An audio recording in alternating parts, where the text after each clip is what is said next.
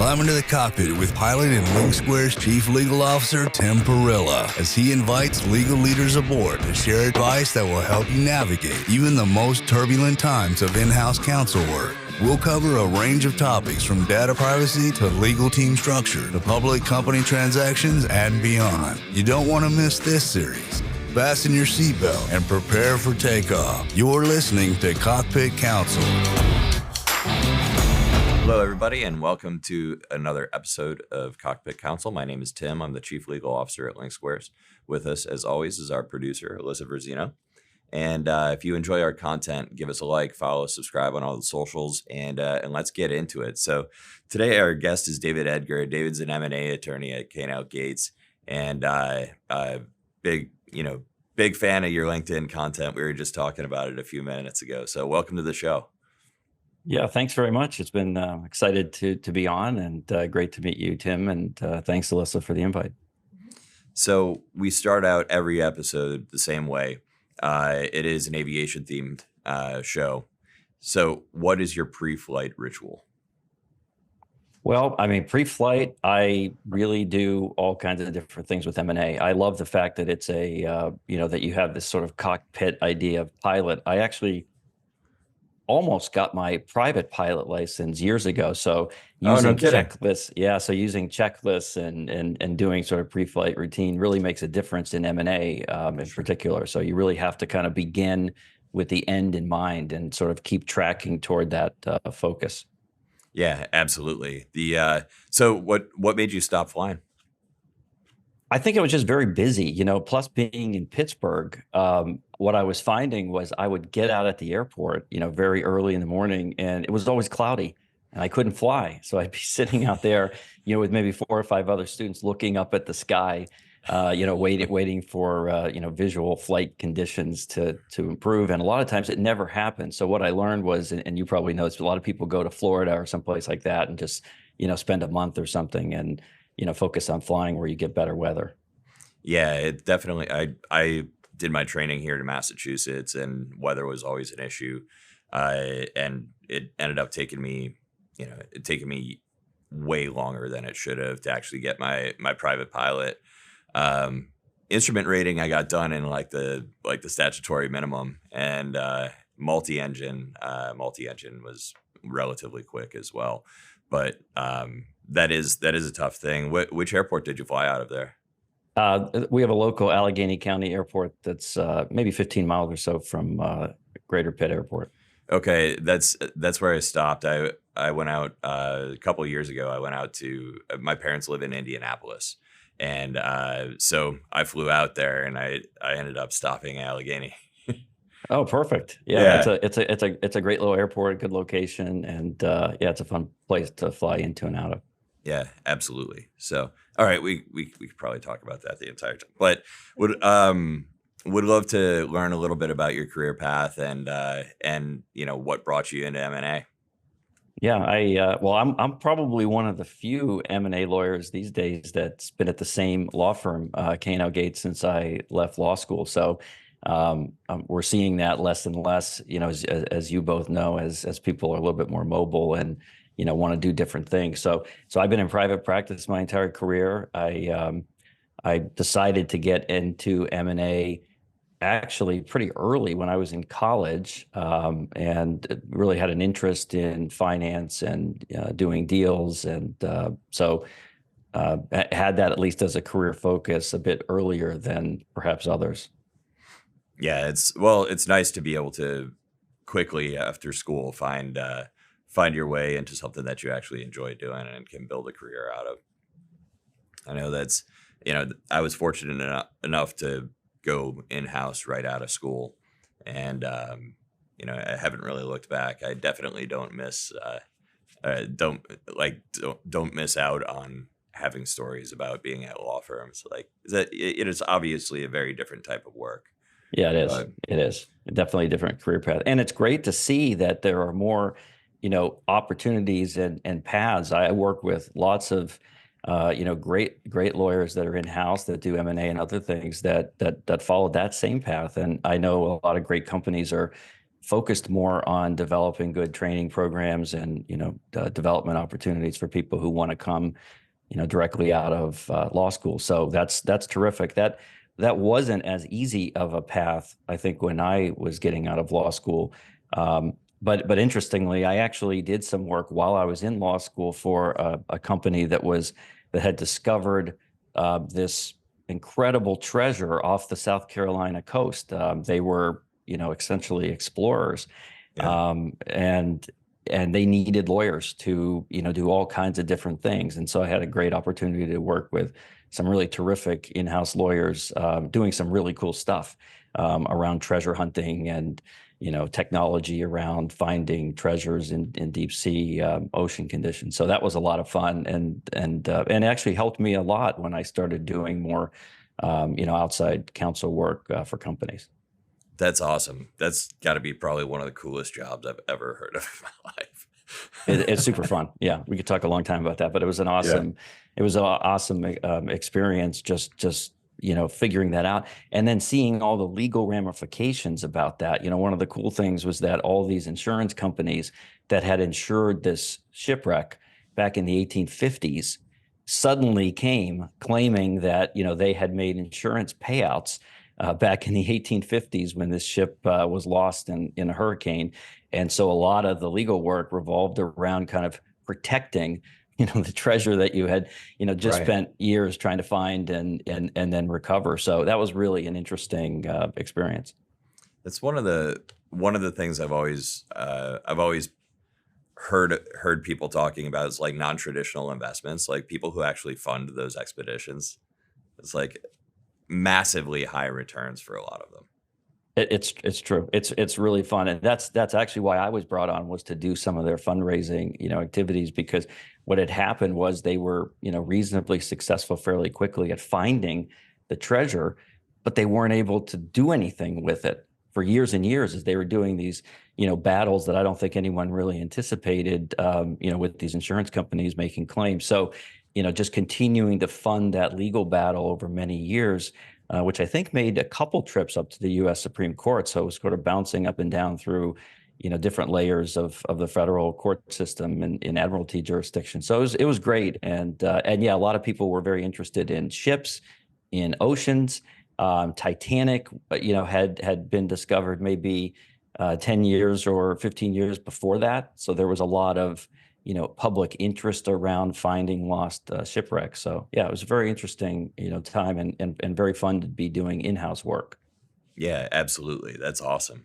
So let's talk a little bit about how you partner with in-house attorneys, and what are maybe some very, very helpful things that they can do, and some things that are less helpful. Yeah. Well, I think one thing is just recognizing that deals have become much more complicated, than they were when I started. Getting any kind of a significant M&A deal, from signing all the way through closing, it's a real challenge, and it's a team effort. It's not just the outside lawyers, kind of working. They bring certain expertise and talents to bear.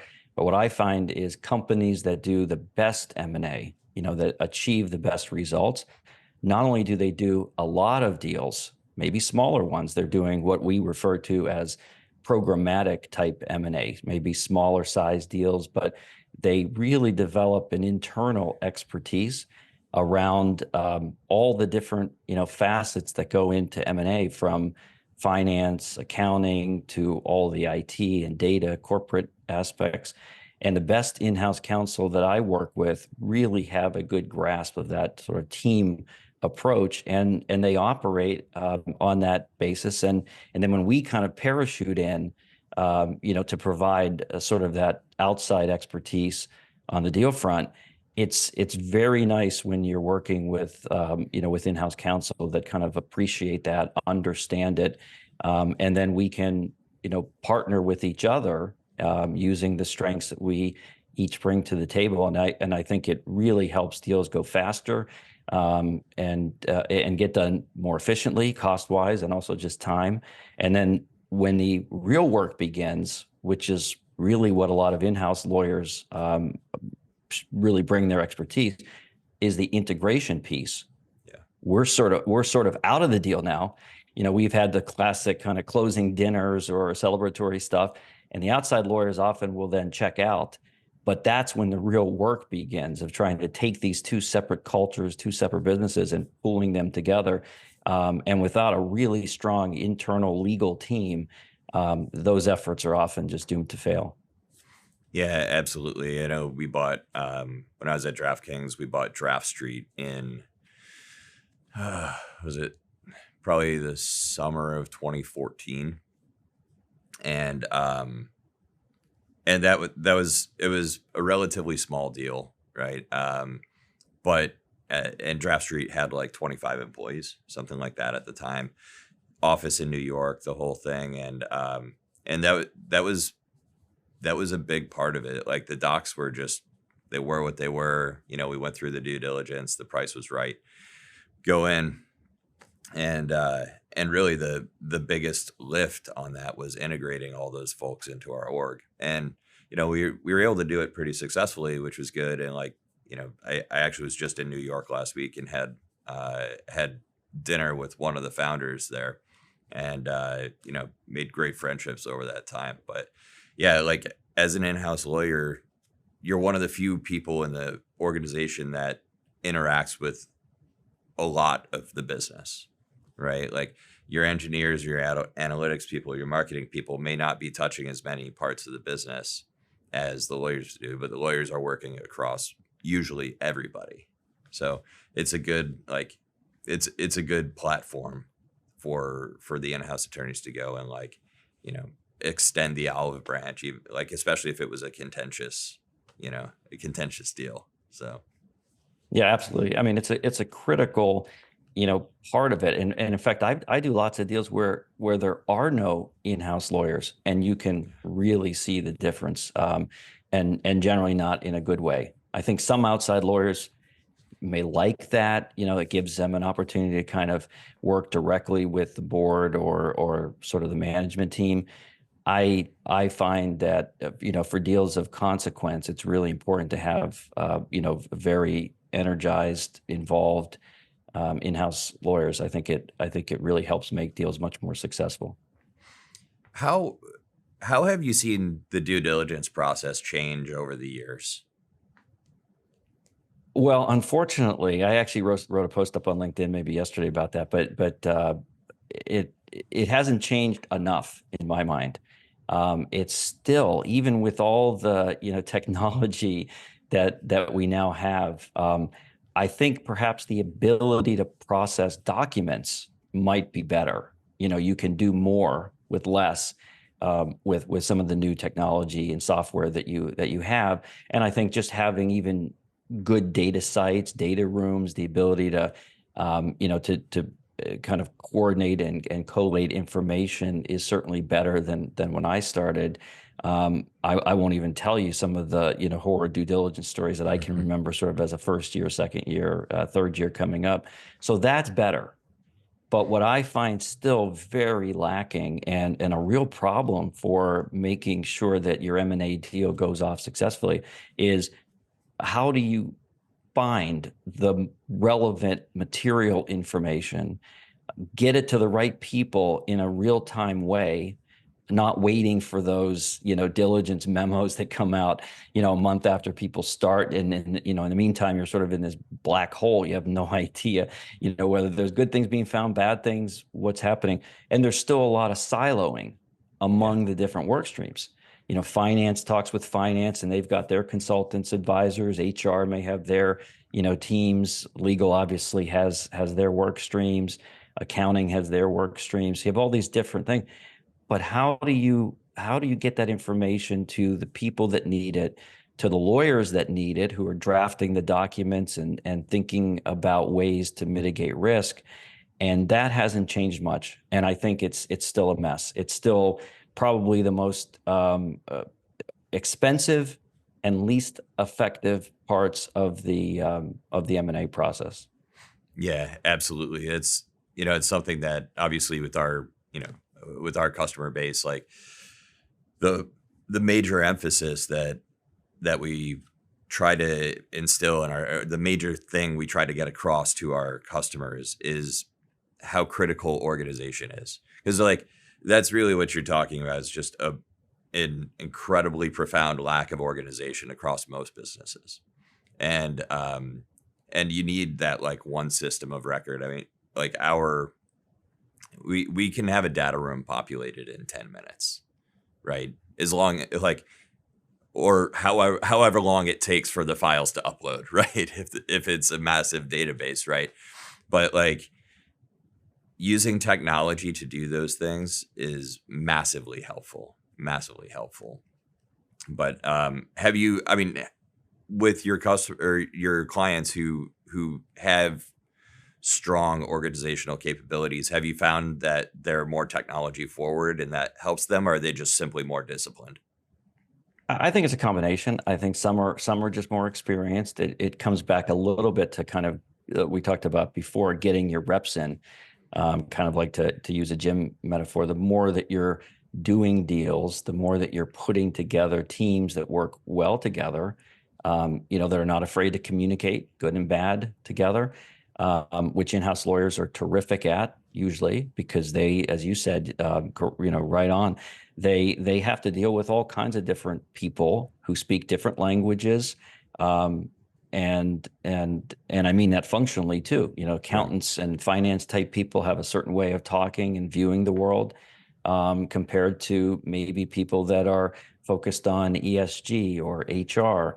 And so bringing all those different perspectives in sort of an aligned way is a challenge. It's a real skill. But yes, I do think on the technology side, companies that do M&A well, usually are at the forefront of applying technology, and or they're open to it, which is another thing. Right. Being flexible, being willing to try new things, saying, "Hey, we've done this. We've done 10 deals this way.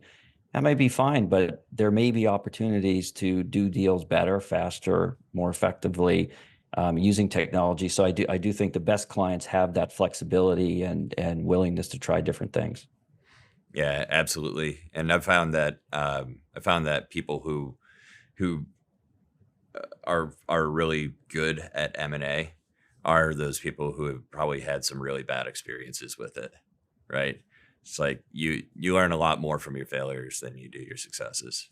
Pain has a way of clarifying and teaching, lessons that you don't get if everything runs smoothly. So yeah, that's definitely true. I think I one quote that I'd heard a long time ago. I think it was Franklin Roosevelt, but basically, calm seas don't make good sailors. And I always like that, phrase, that the more rough your seas, the more challenges that you face, not only doing M&A deals, but probably in life in general, the more adaptive and resilient you become. So that's an important part, I guess, of life and M&A. Yeah, absolutely. So what are some of the things that in-house attorneys do that make your job more difficult?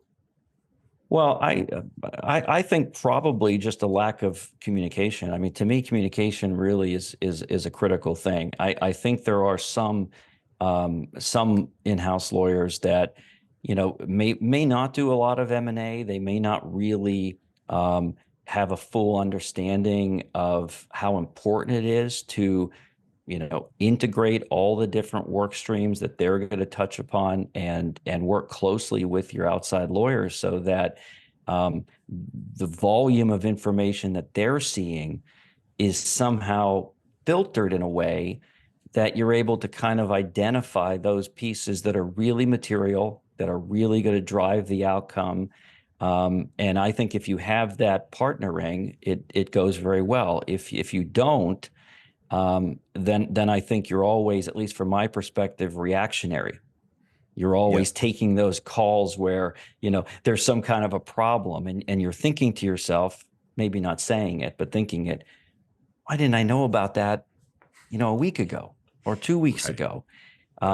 We could have maybe done, these three things, or maybe in a 30-minute phone call, we could have come up with some ideas to mitigate that. Now we're dealing with it in a very reactive way. And at least the way I approach M&A, I like to be very proactive. that may be a little more thinking and cost up front, but I've found time and again that the more you can sort of anticipate where a deal is going to go, where you're likely to run into hurdles or potential areas where it can go sideways, and you start to plan around that. It doesn't mean you're going to have a perfectly smooth deal. There probably isn't anyone like that exactly, but it's going to be much smoother, much quicker, much more cost effective in the long run if you do that. And having in-house lawyers who share that, that perspective, I think goes a long way. Yeah, absolutely. So you alluded to it a bit, costs. What are some recommendations that you have for in-house attorneys and how they can best communicate with you to have predictable billing cycles, predictable outcomes there?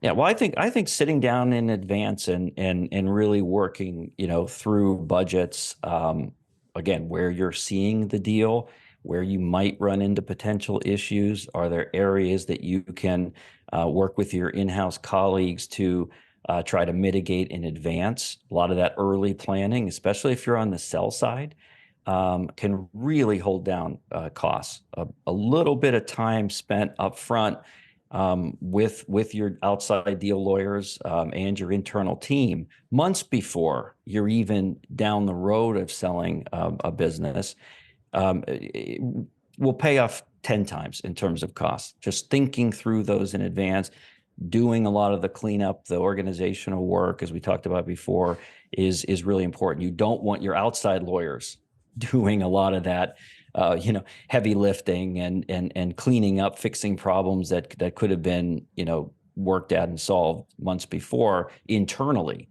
That's a very expensive way to do it. So yeah, I think there's ways to do it, and more law firms, even big law firms like my firm, they're doing lots of different things, and we do lots of different kind of fee arrangements, alternative fees. We have a great team internally, which is something I think is new to larger firms, of having real pricing experts, people that are not necessarily lawyers, but that are very skilled in sort of the budgetary project management phase of complicated deals and litigation. I mean, they do it, in all different, anything that's complicated, it helps. And then coming up with creative and innovative ways of pricing that and sharing risk, I think is helpful. It's worth having a discussion about. Yeah, absolutely. That's awesome. And transitioning a bit, so you have your own LinkedIn series, Knowing Something M&A in a Minute. Can you share a bit about that series and even where the idea for it came from? Yeah, it's thanks for asking us, Alyssa. On that, before I wanted to go to law school, I was thinking maybe I'd be like a scientist. I might be a physicist or something like that. And when I was young, Richard Feynman, the kind of iconic, a little strange, but interesting Nobel-winning physicist, I read everything that he put out. And one of the really interesting videos that he did, he talked about his dad and how his dad, constantly told him that there's a critical difference between knowing the name of something and really knowing something. And just knowing facts or names, didn't mean you had a deep understanding of, what the topic was. So I took that concept with the Knowing Something M&A series, and at least my original idea was find ways to simplify the M&A world, the deal world, and try to communicate it in a friendly, open, hopefully understandable, maybe with a little bit of humor way, and so that kind of became the genesis of Knowing Something M&A in a Minute. It's very interesting. And some of your videos feature guests as well. Do you have a favorite episode or something that you've learned from a guest you've had on your series? What I've done, and I don't know that this has been successful, depending on how you measure success. If it's just generating business, I'm not sure that it's a great success. But one of the things I've found with doing these videos is I've just invited people that I'm interested in. Some have no connection to lawyers or M&A, but what I try to do is take what they're doing and connect it to M&A or find ways that we as lawyers can learn from them. So I'll just point out one, but there's been fantastic guests and check those out. There's a lot of really interesting discussions that I've had. I think I've done about 30 of them since I started, but one in particular that stands out to me. Her name is Nasheen Chen. She's a person who did video, worked for big companies on their product campaigns, all kinds of really interesting stuff. And she now works with people on how do you speak with more power, with more impact, particularly on video, like we're doing now. And I was following her a bit because I needed help with that, because I was doing these videos and I really had no idea what I was doing. So I just reached out to Nasheen and said, hey, I love what you're doing. I think this actually would be very helpful for corporate lawyers, in-house and outside. How can they present better to their boards, to their management teams? How can they, use some of the skills that she teaches to be a more impactful communicator? So anyway, I asked her. She said yes, and so we did a LinkedIn Live with Nasheen, and it was just awesome. So much good information and so many connections that you could draw to improve your speaking ability if you're in-house or if you're an outside corporate lawyer. Mm-hmm. That's interesting. That sounds like great content to have. And then also, do you have any advice kind of off of that on how people can build their brand on LinkedIn if somebody's listening and they don't really know where to start? Well, that's the first thing. Start. You have to get out there. I think I probably should write more about that. It's a really interesting thing. I wasn't on LinkedIn at all until 2022 at the end. I didn't know anything about it. People at my firm or other places would sometimes say, oh, are you on LinkedIn? I don't see you on LinkedIn. I think I had a shadow profile that maybe LinkedIn set up or maybe K&L Gates did. It didn't have a picture. It had nothing. Just had my name. So I decided I'm going to give this a try. And like any good M&A lawyer should, if you're going to do something, you might as well just jump in and actually do it. You can't sort of, do it halfway. So I decided I'm going to start reading what people are commenting about. I'm going to start following people that I'm interested in. And then I started making some comments on people's posts, which I think is a good way to, kind of feel things out and sort of get used to hitting that post button, which for big firm lawyers I've found is really a challenge. And I still feel that every day when I hit that a little bit. I tell people the first post I did, it took me about 8 hours from the time I wrote it to the time that I actually hit post. And it actually had a picture from a Machine Gun Kelly concert. And I kept thinking, should I post this? Should I not post it? Maybe I should. And my wife was like yelling at me throughout the day. Have you posted that? Did you get that up on LinkedIn? And I was like, I don't know if I want to do it. I finally hit post. And then I think that's just what you keep doing. You just keep writing content that you're interested in, exploring different ways of doing it, seeing what resonates, seeing what doesn't, and then just keep, hitting post, being consistent about that. And I think you'll learn a lot. I think you'll meet a lot of interesting people and have a lot of fun doing it. That's incredible advice. Thank you for sharing it. So we end every episode with some rapid fire questions. So to get started, if you're ready, what is your hot take on M&A deals? M&A deals are coming back. And I think we'll see in the second half of 2024 into the beginning of 2025 that we're going to see more deals. I think the deal size is going to get bigger. I think valuations are finally going to start moving up a little bit, which will help, kind of get, people back in the game. And so I think get ready for both buyers, sellers. Now is the time to kind of start packaging what you want to do. And for lawyers who have been maybe a little less busy than they might like, I'm hopeful that, as we move into the next 6 months and beginning of next year, we'll see a lot more deal flow. Awesome. What is your number one tip for listeners on working with outside counsel effectively? Communication, being open, talking, not being, too worried about, what areas are your responsibilities or someone else's. M&A is very much this team effort that we talked about before, and so you have to view it that way. You can't there's no stars, there's no people that, even the outside lawyers, they have a lot of expertise, but it's really the in-house lawyers, I think, that know the business, know the personalities, the people. A lot of M&A is psychology, and so understanding people's motivations, how they learn, how they best respond to to different situations, that requires that teamwork between the outside lawyers and the in-house lawyers. Awesome. And final question, what is the best career advice that you've ever given or received? Oh man, that's a tough one. And I know you even kind of previewed that, and I should have come up with it.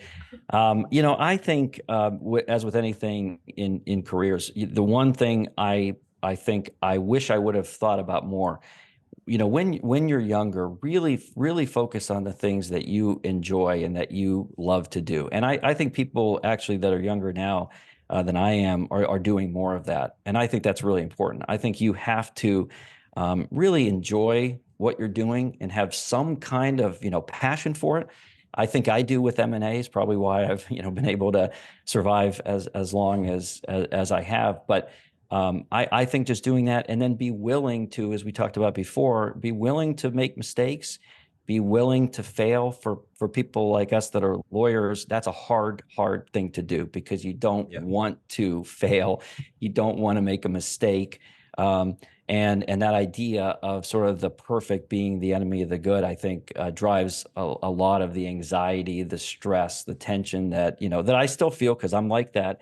But I think if you can just understand that those lessons that you learn, as long as you're applying them, moving forward, keep pushing ahead, be resilient. You're going to have times that you just hate what you do, and you hate the deals you're working on and the people maybe that you're working with a bit, but all of that passes. And if you keep moving ahead, and you'll find that you'll have a great career and a lot of great people to work with and interesting things to do. And then what is a charity or a cause that's close to your heart that our listeners should check out? Well, one person who I feature a lot on my posts is our 8-year-old Connor, and he's autistic, and so far still nonverbal. And so there's a lot of challenges that we deal with daily with Connor. And so, for the last few years, at least, I think I've tried to put some of my, free time, energy, effort into learning more about autism, neurodiversity in school, in the workplace, in outside big law firms, small law firms, in-house environments. It's really an thought about, underserved area. And so, I find that, following autism research and thinking about ways to work with people that may think a little bit different, perhaps, than you do, is a really important part of diversity and inclusion, and so it's something that's important to us as a family and to me. That's awesome. Well, we'll definitely, if you want to send us some links to organizations or anything, Perfect. we'll get that out on all of our socials and stuff. And Perfect. Yeah. So thanks, David. Thanks so much for joining. This has been an awesome conversation. Really appreciate you taking the time. And Thank you. And we'll see you next time.